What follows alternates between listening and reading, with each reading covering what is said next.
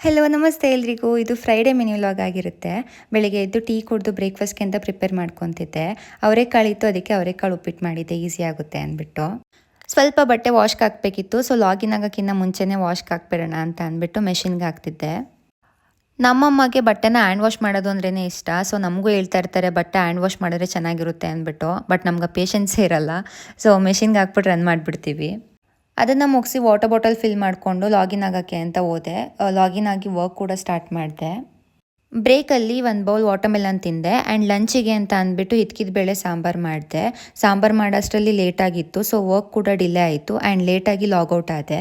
Logout ಆದಮೇಲೆ ಮನೇಲಿ ಯಾರೂ ಇರಲಿಲ್ಲ. ಸೊ ಹಂಗೆ ಒಂದು ರೌಂಡ್ ಅಕ್ಕ ಮನೆಗೆ ಹೋಗೋಣ ಅಂದ್ಬಿಟ್ಟು ಹೋದೆ. ಅವಳು ಬಟ್ಟೆ ಎಲ್ಲ ಒಣಗಿಸಿ ತಂದಿಟ್ಟಿದ್ಲು. ಅದನ್ನೆಲ್ಲ ಮಡ್ಚ್ಕೊಟ್ಬಿಟ್ಟು ಸ್ವಲ್ಪ ಟೈಮ್ ಮಾತಾಡಿಬಿಟ್ಟು ವಾಪಸ್ ನಮ್ಮ ಮನೆಗೆ ಬಂದೆ.